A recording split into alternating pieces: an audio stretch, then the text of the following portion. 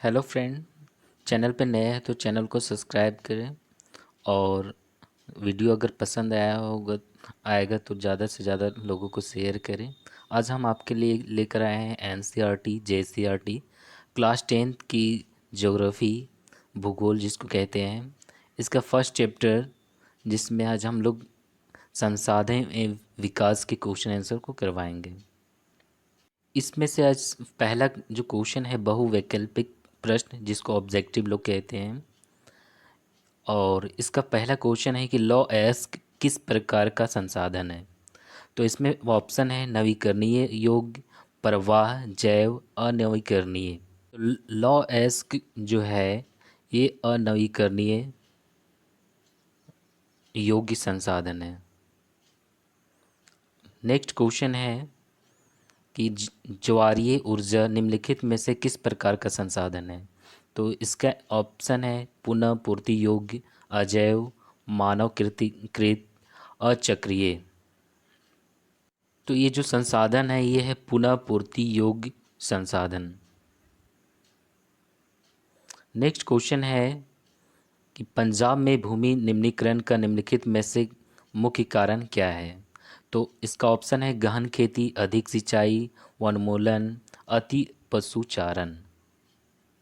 तो इसका आंसर हो जाएगा अधिक अधिक सिंचाई।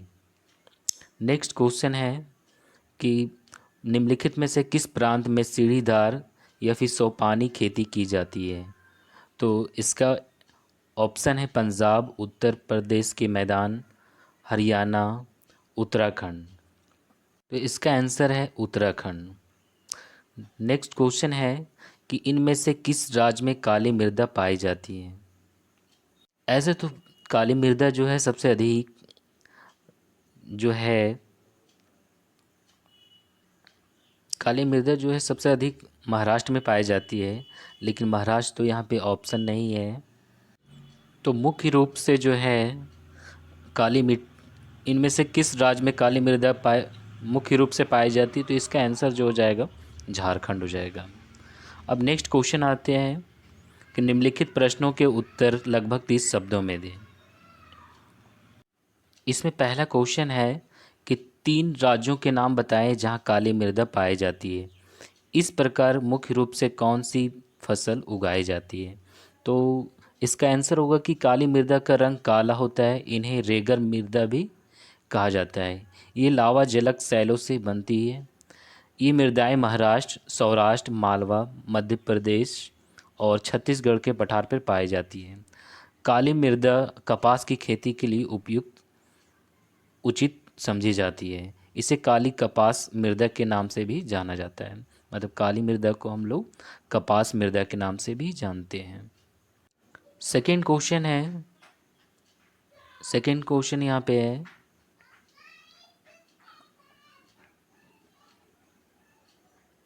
ये पूर्वी तट की नदी डेल्टाओं पर किस प्रकार की मृदा पाई जाती है। इस प्रकार की मृदा की 3 मुख्य विशेषताएं क्या हैं। तो इसका आंसर है पूर्वी तट की नदी डेल्टाओं पर जलोढ़ मृदा पाई जाती है। इस जलोढ़ मृदा की मुख्य विशेषताएं निम्नलिखित हैं। तो पहला यहाँ पे है, यह मृदा हिमालय के 3 महत्वपूर्ण नदी तंत्रों सिंधु, गंगा और ब्रह्मपुत्र नदियों द्वारा लाए गए निक्षेप से बनी है। दूसरा है यहाँ पे कि जलोढ़ मृदा में रेत, सेल्ट और मृत्तिका के विभिन्न अनुपात पाए जाते हैं। जैसे जैसे हम नदी के मुहाने से घाटी में ऊपर की ओर जाते हैं तो मृदा के कणों को आकार बढ़ता चला जाता है। अगला पॉइंट है जलोढ़ मृदा बहुत उपजाऊ मिट्टी होती है। अधिकतर जलोढ़ मृदाएं पोटास,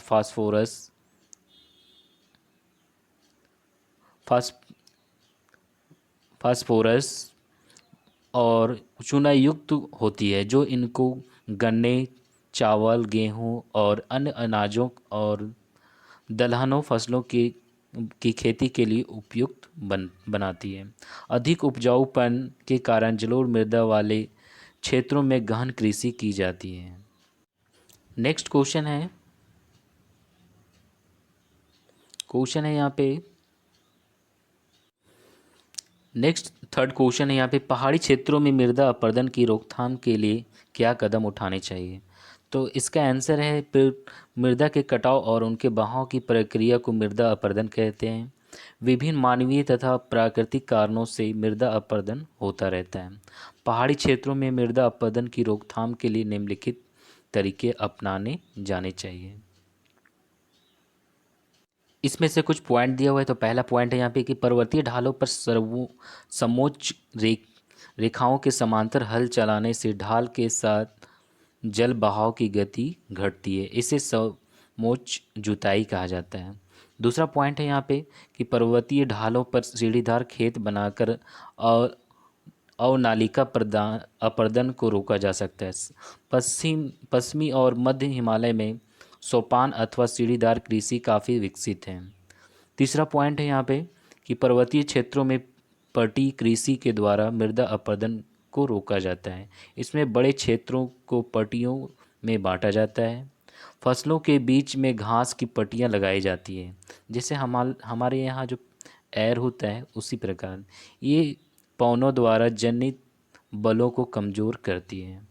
लास्ट पॉइंट है यहाँ पे कि पर्वतीय ढालों पर बांध बनाकर जल प्रवाह को समुचित ढंग से खेती के काम में लाया जा सकता है। मृदा रोधक बांध अवल नालिकाओं के फैलाव को रोकता है। चौथा क्वेश्चन है कि जैव और अजैव संसाधन क्या होते हैं, कुछ उदाहरण दें।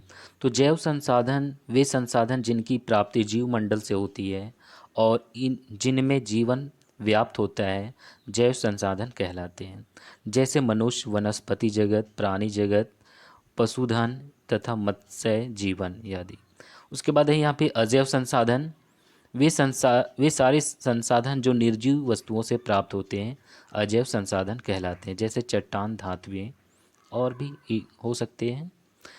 इसके बाद यहाँ पे नेक्स्ट क्वेश्चन है, क्वेश्चन नंबर थर्ड यहाँ पे कि निम्नलिखित प्रश्नों के उत्तर जो है लगभग 120 शब्दों में दीजिए। तो इसका पहला क्वेश्चन है कि भारत में भूमि उपयोग प्रारूप का वर्णन करें। वर्ष 1960 से 61 से वन के अंतर्गत क्षेत्रों में महत्वपूर्ण वृद्धि नहीं हुई है, इसका क्या कारण है? तो इसका यह कारण हो सकता है कि फिर इसका आंसर है कि भारत में भूमि का उपयोग अलग अलग प्रकार के कार्यों में किया जाता है। कुल भूमि में से 93% भोग के ही उपयोग के आंकड़े उपलब्ध हैं। कुल प्राप्त भूमि में से 46.6% भूमि शुद्ध बोए क्षेत्रों के अंतर्गत आते हैं। इसके बाद नेक्स्ट इसको पैराग्राफ चेंज करके बताया गया है कि 22.5% भूमि पर वन है, 13.8% पर बंजर भूमि है और कृषि योग जो भूमि है इसी में कृषि योग भूमि भी है। 10.7% जो है भूमि पड़ती है। 4.8% भूमि चारागाह चराने के लिए और बागानी सब उपलब्ध है। 4.6% बंजर भूमि है।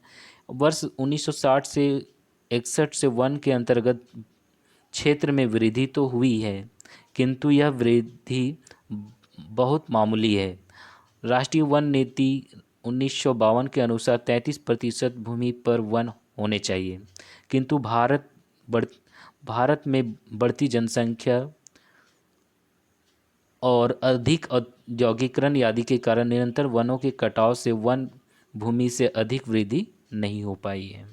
लगातार भू उपयोग के कारण भू संसाधनों का निम्नीकरण हो रहा है। अधिक वन पर्यावरण को संतुलित करते हैं, मृदा अपरदन को रोकते हैं तथा भूमि को निम्नीकरण से बचाते हैं। इसलिए अधिक से अधिक वृक्ष लगाकर वनों के प्रतिशत को बढ़ाना जरूरी है। वीडियो पूरा देखने के लिए थैंक यू। वीडियो को ज़्यादा से ज़्यादा शेयर करें।